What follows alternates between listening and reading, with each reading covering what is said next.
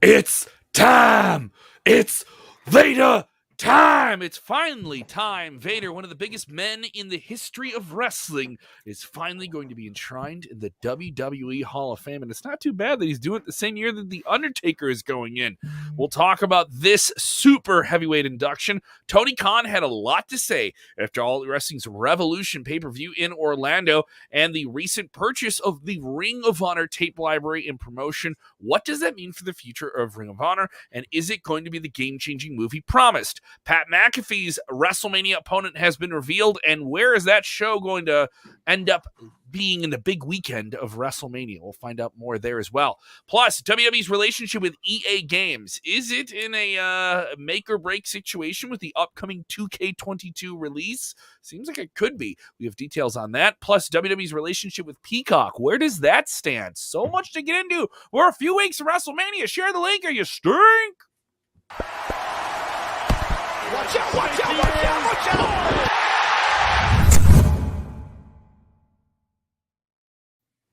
Watch out, watch out, watch out. Watch out!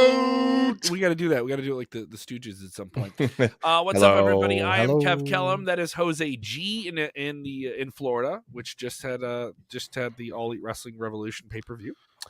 And Jeremy Bennett in Nebraska. Jeremy, what pay-per-views did you guys get in Nebraska? 0. Okay, we got to work on that, bud. We got to work on that. Like Kansas City is about the closest I ever get for a pay-per-view. I'm busting your balls, buddy. I know. Every time there's a big pay-per-view comes up, hey, I think WCW had a pay-per-view in Omaha or Lincoln one time.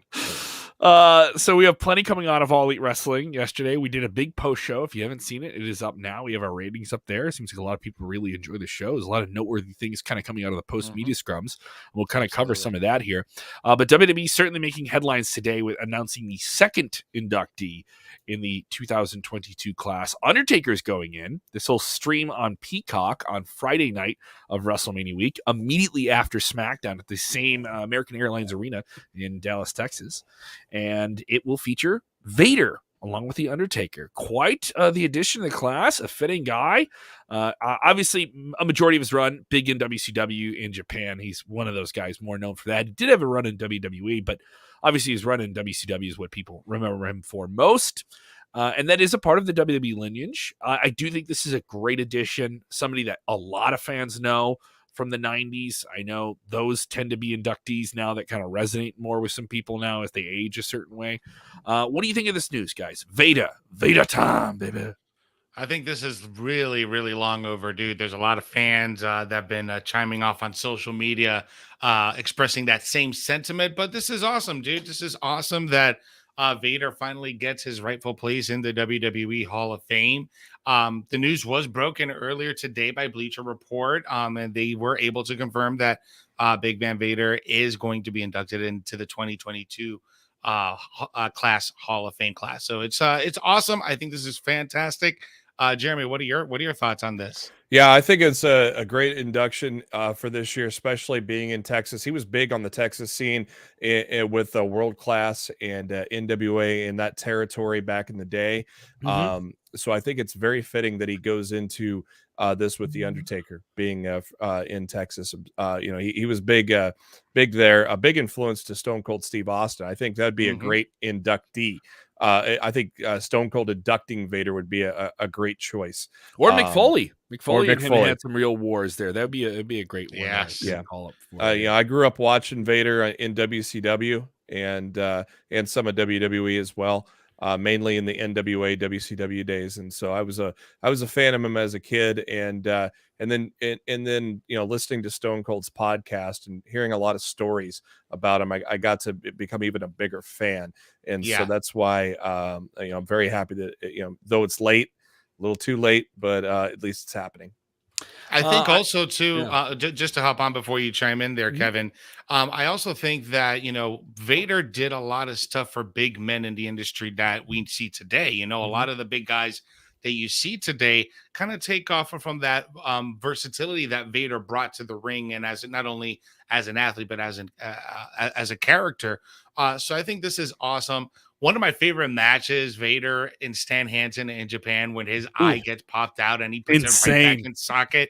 I didn't hear about that match until like 20 years later when one old school guy when I was trained. Oh, you need to see this match in Japan where Vader just pops his eye back in the socket. And I'm like, what word? So I looked it up that same night, and I was hooked on Vader and Stan Hansen back then. That was one of my favorite matches, man. Jose, do you know something crazy about this? So that match is in, I believe, all Japan. They had that match, right? Yeah. And Stan Hansen's a madman. He's way over. He gets to do whatever he wants in Japan. Way over, right? And he has a cowbell that he shakes out when he we do those big bull rope matches, right? So he's got the cowbell and he's swinging around. And he's like decking people going to the ring. He just does a bunch of wild stuff. He was the original like come out, be crazy type guy, Bruiser Brody-esque, right? So he's swinging this cowbell around and it hits Vader in the nose and breaks his nose before the match even starts. So Vader has to start this match with another 300-pound guy where they're just laying everything in, right? And a thumb like strike or a palm strike or whatever they were doing pops his eye out. So he has a broken nose. His eye is just being held in by his eyelid. His eye's not even back in his skull. All right, he had to continue this match. So just and also Vader messed so many people up. Like Vader wrecked so many people. It wasn't even funny. So just a bunch of crazy Vader stories, and I assume we'll hear some more. Leon White, definitely one of the biggest big men to ever do it. You know, you talk about Andre the Giant, talk about the Big Show. Vader is on that list in terms of guys who did something with the super heavyweight realm of wrestling. And also, you're right, change the idea of, you have a nearly 400-pound guy doing moonsaults gracefully. Now he's not struggling to do them. That's insane when you think about that. And then had a great career. He played in a Super Bowl before he ever got into wrestling, which is crazy to think about too. We always get this. We have someone here like board certified texting here saying, this is too late. You should have had this before he passed away. I agree. That's always the thing here with people. He did have health issues. I do know that Mick Foley had an online campaign in 2018 before Vader passed away, kind of campaigning to get him inducted in. I don't know what the issues were, but it is worth noting he did participate in the Hall of Fame before, and he inducted Stan Hansen, who we mentioned before, and he had a great time doing that. And he did a great speech. There's another good choice here. If not Austin, Stan Hansen, obviously good. Ron Simmons wouldn't be a bad person to induct him into the Hall either. Not at all. Someone who took the world title off him there in WCW back in the day. If you're looking for some matches to seek out, maybe I know a Vader, I don't know him, or a younger fan, definitely fire these up here on Peacock. His matches with Sting, his matches with Mick Foley. Well worth it here. He did some really, really cool stuff as well with The Undertaker. I think was some of the best stuff he did in that short run in WWE. Seek out a short brawl that him and Ken Shamrock had on a pay-per-view where they just wreck each other. they just it's like a 4-minute match and they just start firing real shots on each other. And it's just the awesome thing about Vader matches, right? Because you could always expect that intensity in any of his matches. So and this is just an awesome occasion. I mean, I know a lot of fans have that sentiment that is a little bit too late. But better late than never, bro. Better late than never. And a good, a show I wish WWE would bring back. I hear rumors that they might be bringing it back, but Table for Three. He had a Table for Three with Sting and DDP. So you can get a little more insight on him as well. I can tell you that they did tape a new season of Table for Three in January in St. Louis. I know that they were taping stuff for that. What the combinations were, I don't know. I do know that Kurt Angle was there. And he was filming stuff, so you can connect the dots pretty easily there, but we don't know who he was filming those with exactly. Yeah, it'll be interesting to see how that plays out here. And of course, obviously, when this comes up, people will talk about who else needs to go in the Hall of Fame. We'll get into that before the end of the show. Tony Khan was busy. He started off quite a bit last night after last night's successful All Elite Wrestling Revolution pay-per-view, and had a lot to say about the big announcement last week, of purchasing Ring of Honor. Now, the numbers have been reported of $30 to $40 million. We don't know the exact number, but he stated that it was well worth the money. He thinks it's a good investment, and that he does not intend to do the same type of mistakes WWE made with NXT. I know that I don't know why that needed to be addressed, but somebody framed that question that way, and he felt he had to address it. It was like, hey, Tony, can you say something bad about the opposition, please? Tribalism. I know. We can't have a conversation with you where we don't bring up the other channel, right? It's funny that you mentioned that because last night during the media scrum, I believe Mike Dagger, who was with us during the trivia about a month and a half ago, Shout out, he was Mike. there for Lucha Libre Online, and he asked them straight up questions like, "Listen, we know that AEW's fan base is the strong, hardcore wrestling fan base. What's your plan to bring the casual viewer over?" Smart question. And the runaround. I mean, Tony didn't directly answer the question. He kind of gave us like that political answer, but it just kind of goes back to what you're saying. Yeah. At the same time, I mean, yeah, like the ratings are continuously going up, at least on Wednesdays. Fridays is a hard one to really sell, but the Wednesdays it continuously it starts to climb above that 1 million mark again, and it's the flagship. Yeah, so it takes a while to get that kind of growth, especially on the casual level. So during that media scrum, Tony Khan talking about the operational side of Ring of Honor. He says that I do have a lot of plans. I was very excited about reaching an agreement. I still plan to make more announcements. Still in the preliminary phase. Obviously, I've been very busy with AEW and Revolution and everything going on. I'll have more to say about it. What am I going to do? There's still a lot of things that we need to figure out. The distribution is a great question, and what we're going to do moving forward. It assumes that we're going to do something moving forward. I do want to continue operations for it and do have a lot of plans for it. I do expect to continue the wrestling operations, and also it's a very valuable library we acquired. Distribution, I can't say anything about it yet, about what it will be and how it is going to live and exist. I'm very excited, not about just the library and past content, but the opportunities to create more content. Obviously, there are many other revenue streams, merchandising that we'll be able to generate, but it creates a lot of opportunities for us. It's great. And for AEW strategically, I think it's very good that I now own Ring of Honor. It's going to be kind of cool to see, a lot of people that maybe didn't have access to purchase the Ring of Honor DVDs back in the day, and they could see Bryan Danielson and even Tyler Black, who's where Seth are Rollins. we going to see it, and how are we going to see it? Yeah. And like I said, I think this is certainly a big deal for them, but I think a streaming deal is what fans want. You had the same thing last night, people complaining about BR Live. It's the all new BR Live app. You heard them shouting that out, the all new BR Live app that you're going to spend $50 on for the pay-per-view and all these different things. I mean, I watched it on the app last night. It worked pretty well. It didn't have any issues last night with the previous version. It was terrible. Yeah. Where you had to cast it to stuff and all that. Yeah. That and you had purchasing problems where you'd buy it and didn't say that you had it. Yeah. But with the new platform, whatever platform they're using now, whoever the new builder is, it's working. It worked really well last night. But just to kind of talk a little bit about the streaming services and all that stuff with the video content. Also during that same question with Lucha Libre Online, Mike asked Tony Khan about HBO Max and a streaming service, and Tony Khan acknowledged that there is something in the works, but he couldn't confirm as far as if it's HBO Max. He did say that they are partnered with Warner Media, one of the biggest media companies in the entire world. You guys can connect the dots, but I'm not going to say it. I know, it. exactly. Exactly. So he said it without saying it. Yeah. So that would be a huge move. I think that'd be a move that's the equivalent of them getting the TNT deal, which, mind you, they got with only like just the all-in pay-per-view. They got it with that was their proof of concept, basically. And now you have a proof that this show has a diehard audience that's going to spend money on it.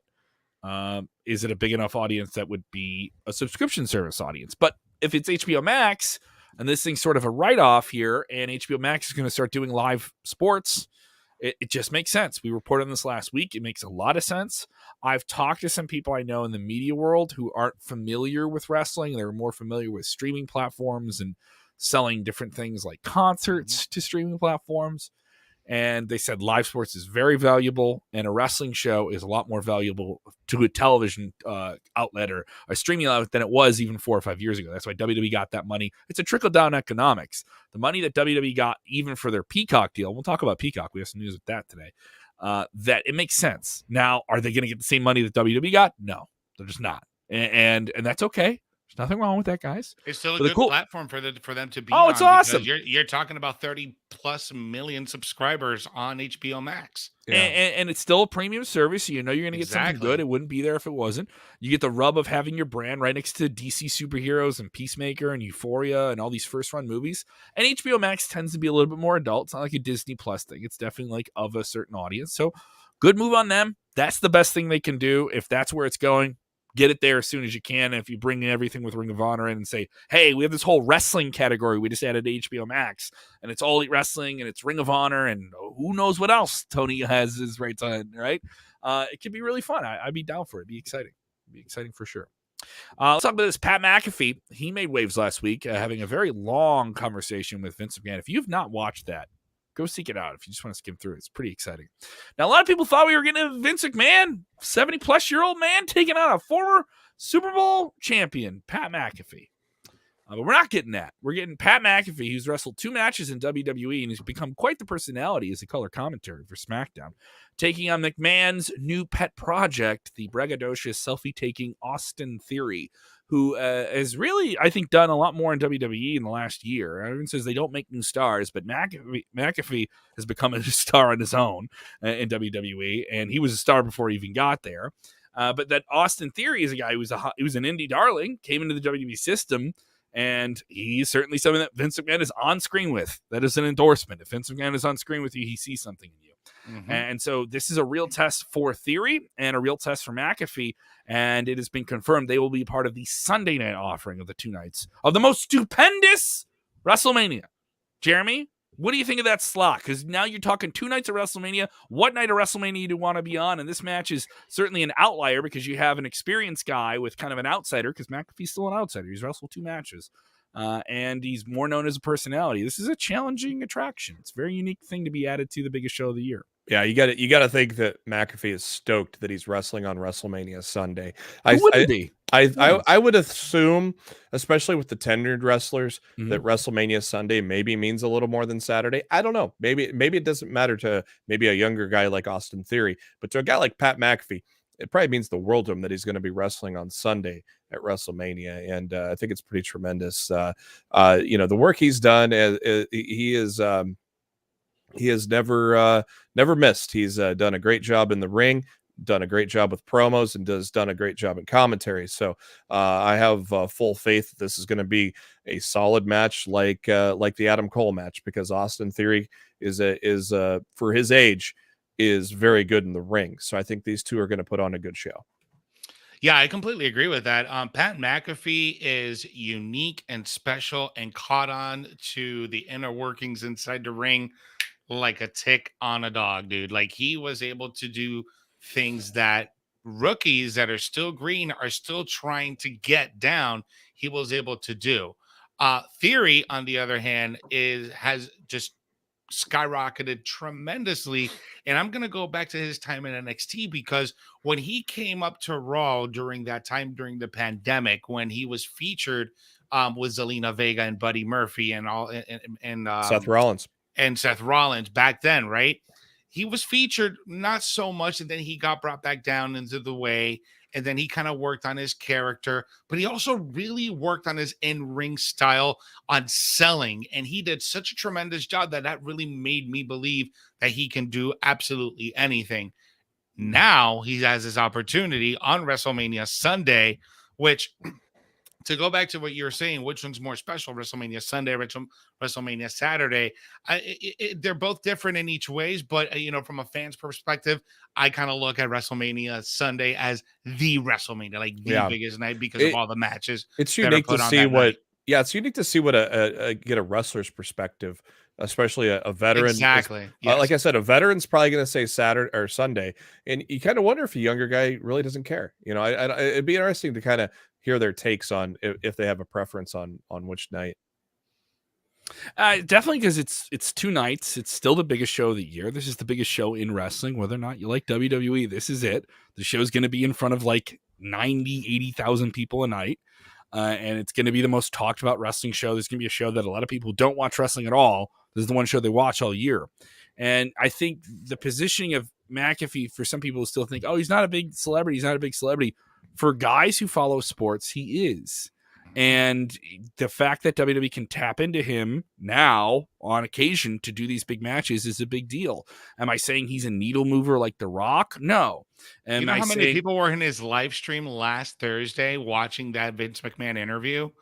37,000 people were live streaming concurrently? on YouTube.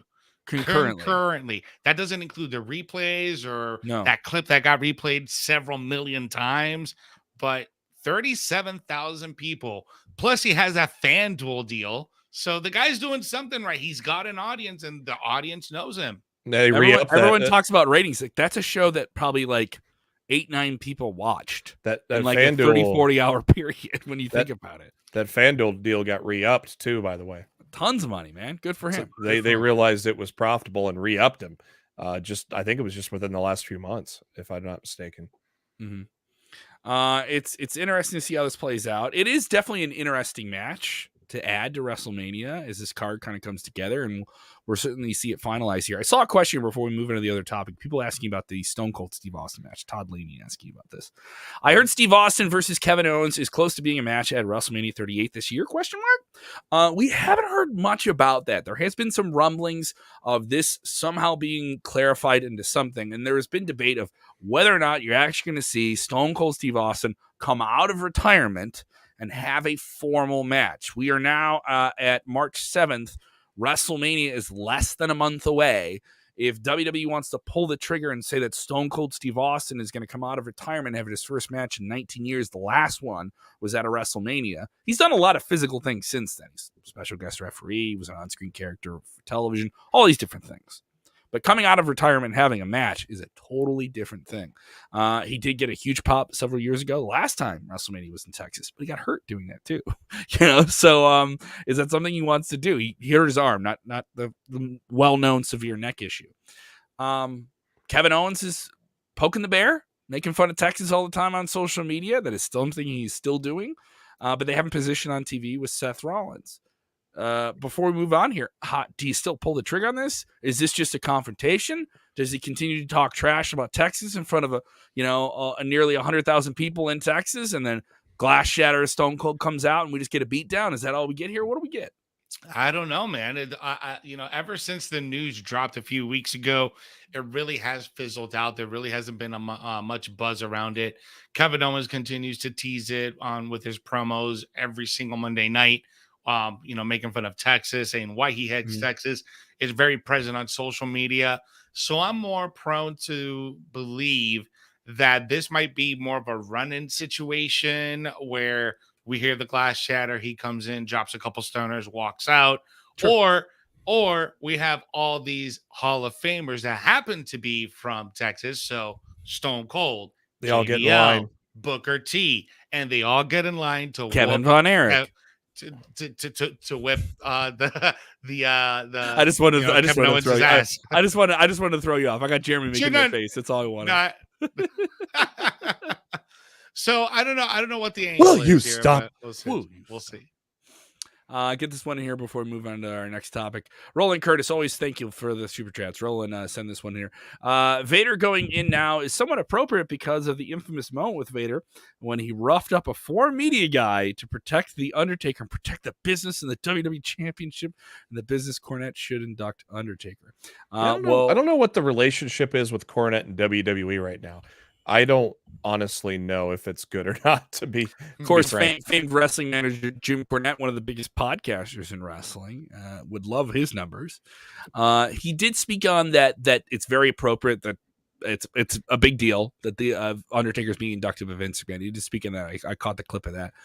He did kind of talk about the process of doing an induction speech because he inducted the Midnight Express, a group he knew well. He joked about the idea that Vince never brought them in to wrestle, but the only edict they got for their speeches in terms of the time and some other things was to simply not thank Vince McMahon. That's something that Vince doesn't want. It isn't about him. Yes, he is involved in making the selections for who goes in the Hall of Fame. It's the WWE Hall of Fame. It's his Hall of Fame. He said that on the Pat McAfee show. He doesn't like to be thanked. So yeah. So would I think Jim Cornette was a manager for Vader while he was in WWE. It would be very, very fitting. He's certainly somebody who's very familiar with him. There's a lot of different choices here that you can make. Hopefully, Cornette's just there. It'd be nice. Well, Cornette was, of course, obviously the color commentator for NWA. Then some things came to light, and he got booted. So I don't know if that's going to come into play. That's happened since he was out there. Yeah. So, and that's when Stu Bennett, Wade Barrett replaced him, and before then WWE hired him to do color commentary for NXT. So certainly interesting here. So we are not too far away, just about less than a week here right now, Jeremy. You know the gaming world from the release. I think the early people already have early release. People that did the NWO edition have it today, or they have the pre-orders. So the pre-orders are out now, and the full game comes out on Friday. Yeah, we're talking about WWE 2K22, the long-anticipated annual franchise from EA Sports under the 2K Sports banner. This will be WWE's sixth edition under this current contract. And this contract is supposedly coming up soon. There's been discussions about this, Fightful Select reporting on it, and there's a sense of a make or break situation with this edition of the game following the much maligned release of 2K20, which had a bunch of developmental issues with subcontractors pulling out of the project early on. Then there's been some news revealed that less money has been invested in the overall development of WWE games in terms of comparison to other sports properties that the 2K Sports team is working on for the likes of the NBA and other big leagues. So WWE feeling now that even though they don't make that type of money that you would on an NBA 2K game, that they still have an activated fan base, which is completely true. And then you also talk about the additional, downloadable content and stuff like that. I think it's a way bigger thing, I think you would think, with the WWE audience, with the costumes and all that stuff, right? So WWE feeling like this is make or break. We just put out 2 games with you that didn't satisfy our fan base that we're making this product for. 2K20 was a pretty bad game. I heard Battlegrounds was a fun game. I didn't think it was that. It's an arcade smashing game, bro. It's not a game you're gonna play for like 9 months. It got old real quick and microtransaction hell. Yeah. But isn't that all gaming now? Isn't that all gaming? Not necessarily. Not necessarily. No, I've been playing Gran Turismo 7 for about 20 hours now, and I don't have a single microtransaction that I had to do there. Are you liking it? Are you liking GT7? Hell yeah! But I'm a big fan of the GT series ever since. Yeah, let me reel you in though in this 2K game here. I've been to community days when it was with THQ. I've worked with EA. I've made several trips to EA in my lifetime working on the Tiger Woods series, the NCAA football series, the Madden series, and the NBA series. You were doing testing on those, or just consultant? They flew me in a few times a year down to Orlando. And then I got a chance to go to SummerSlam in 2011, I think it was, whatever year Randy Orton was on the cover of it, back when THQ was still running it. And my podcast co-host, he's been involved in the WWE games community even before I was. So, I've got a lot of insight just on how the business runs and how things go from behind the scenes, just with my work with EA that I've been doing since 2010. And, I find it very interesting that they mentioned the lack of resources. Obviously, you're not going to get the resources of NBA 2K. That's their gold mine. And they really don't. I mean, outside of the PGA, which is actually a newly acquired thing. They've only put out 2 games, I think, since they acquired the studio that used to put the golf club games together, because that's who basically the engine comes from, the old golf club games prior to that.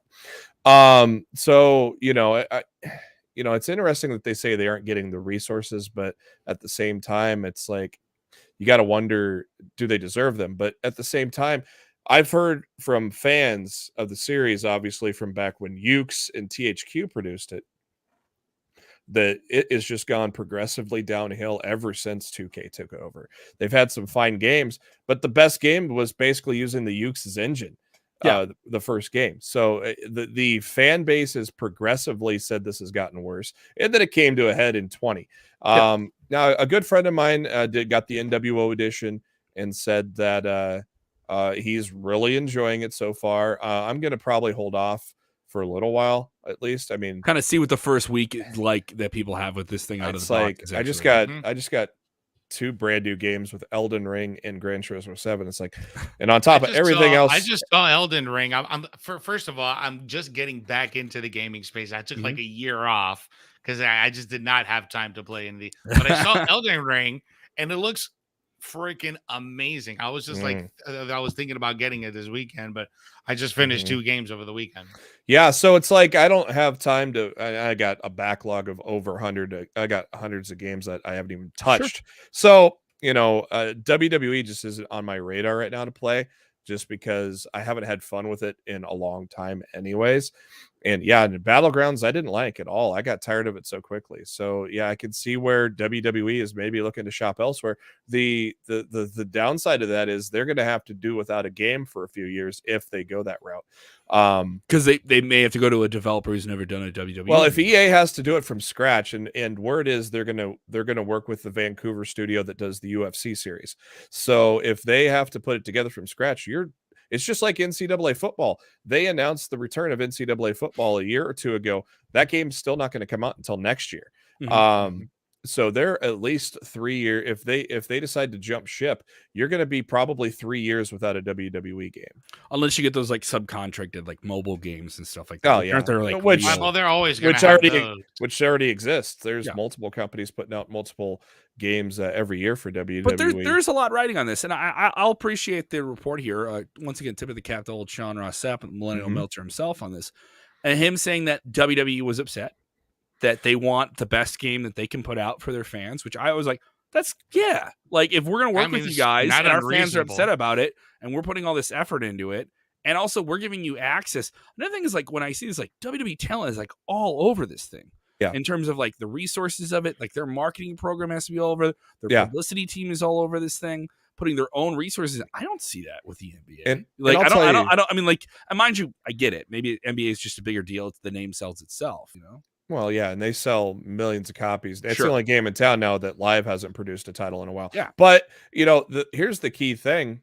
And I brought this up on Top Story. Everybody was saying, oh, how 2K22 looks so great and everything like that. And it does look like graphically, it looks like a much better game. And I've reiterated it on this show. It's because they're controlling what's being put out. And in this report, Sean Ross Sapp says many conflicting reports came out. A lot of the content creators didn't get any kind of access, and a lot of things were controlled on this launch. And so that's why I said, beware of the hype. This may still fall flat. Isn't that though, because they knew the last like proper like annual franchise game got such flack, and there were so many videos out, and there was so like you almost have to do that for lack of a better phrase. You have to control the narrative to a degree. Yeah. I'm not saying I agree with it. You want as much transparency as you can get, but we've seen this with like the big Spider-Man movies where they want, like that last one where they had to protect the obvious thing is that you were going to get the old school actors coming back to do some Spider-Man team up thing, right? And I got the sense of you just spoiled it, Kevin. Oh my god, the movie's been out for 3 months.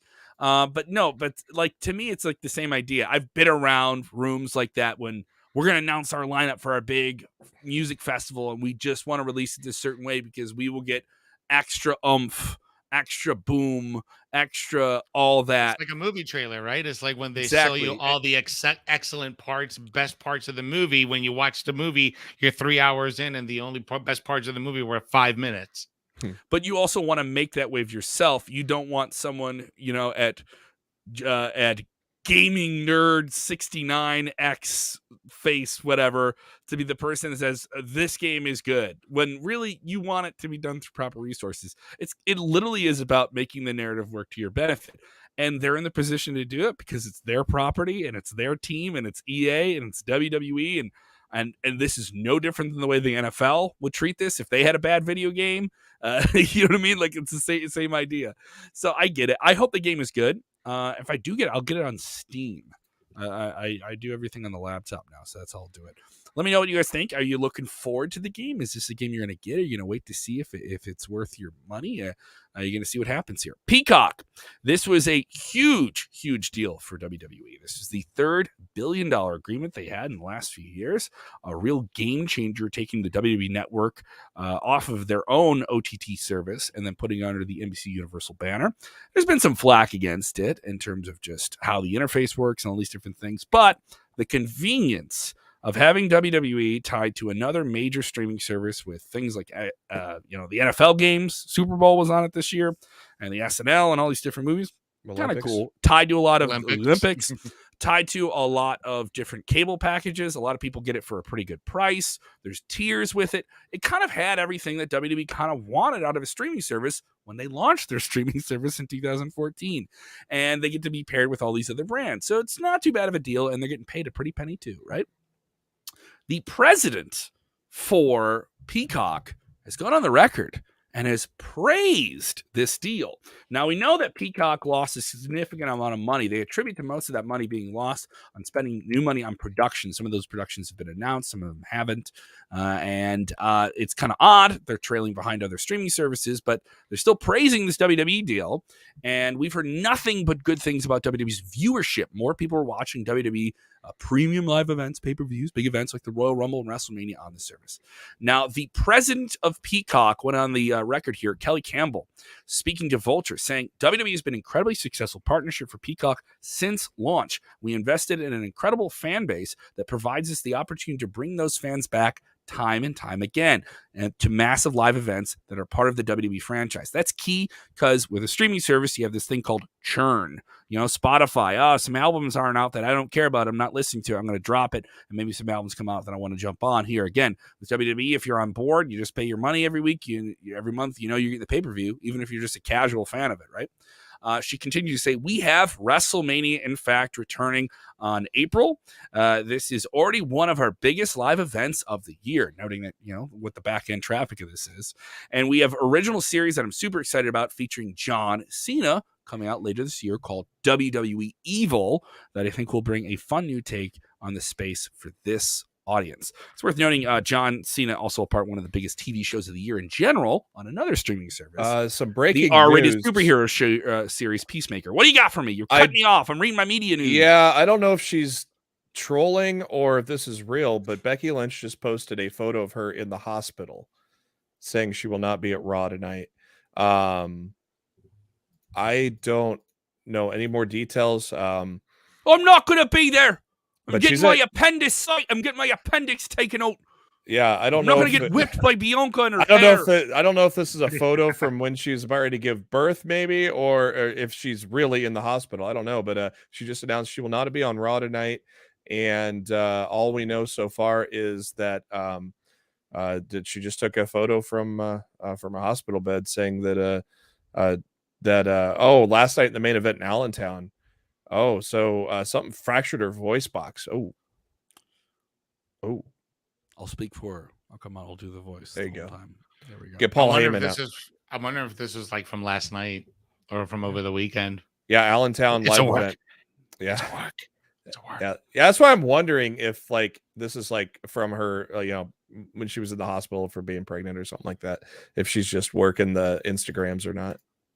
All right, guys, let's ask her this last super chat before we head out. Roland Curtis is asking on YouTube, do you guys remember the Camp Cornette stable, Jim Cornette, Big Van Vader, Owen Hart, British Bulldog? It's very underrated and forgotten stable. Mm-hmm. It was a solid stable. I think part of it is at the time that it was there. It was the mid-'90s when WWE was getting their head handed to them by WCW at the time. And you had some great people, but they were goon stable. They were goon stable and they were serviceable goons. And even though you had, Yoko and you had Big Van Vader and everyone that Cornette was managing, he was the louder, meaner version of Jimmy Hart. And that's no shot at Jimmy. He was an incredible manager, and he got a lot out of the characters he had there at the time. How sad is it that Cornette's the only guy out of that group that's alive? It is very sad. Very tragic. Yeah. Or fortunate. It depends on how you look at it. A lot going on here. We're less than a month away from WrestleMania. I got some good news about some stuff that we're going to be doing in Dallas today. So that's pretty sweet. I'm looking to finalize a comedy show announcement. Comedy for Texas this week, so hopefully that'll come together. Comedy. Give me a follow. You say it like it's a question mark whether comedy? or not I do it. You do comedy? I'm Ron Burgundy. If you put a question mark on that teleprompter, Burgundy will read it every time. Laryngeal fractures. What happened to Becky Lynch last night? Laryngeal. Hardly. Fractured larynx. That does not sound fun. No, it does not. Wow, big mouth. Closed there. Here we go. You can follow Jeremy Bennett on the Twitter machine at JB Huskers. He was tweeting up a storm here with AEW last night. Jose G, big on the TikTok now, I believe. Am I correct, Jose That's G? right. Doing all the dances. Follow him at Jose_G_official. All right, he's got all the hand dances. He's ready for you. He's also on the Twitter and the Instagram. You can get me on the Twitter at Kellam. I'm also on the Instagram. My Instagram game not nearly as strong as my Twitter game. You can follow me on Instagram at KevKellam6. I will be live at Comedy Bar on March 14th, next Monday, right off Michigan Avenue. Next Tuesday, I'll be at the world famous Zanies Comedy Club in Chicago. Zanies. I think Kev's probably fun. I think Kev's funnier than Jeff Dunham, by the way, James. Oh, thank you so much. Oh, I yeah. appreciate that. Now, if only, shot. but I would take Jeff Dunham's money. Oh, yeah. I would take Jeff Dunham's money to do a racist puppet show if it was possible. But I have ethics. Look at me taking shots at Jeff Dunham. Who am I? Whatever, dude. Shots fired on social Bam, media. bam. Yeah, that's right. Dunham, you hear me? I'm coming for you. There's your WrestleMania match, brother. I'm coming for Sunday you and night. your puppets. Me, Kermit the Frog, are gonna come down and we're going to kick your ass. Jose's going to be coming for Jose Jalapeno.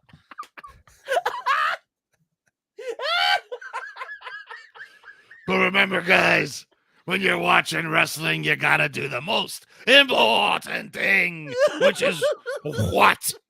Make fun of puppets? You don't want to know where that hand's been. Yeah. Dunham hardly knew him. If you're enjoying wrestling, thank you so much. Enjoy wrestling, everybody. This is our job. This is awesome. Watch out, watch out, watch out, watch out!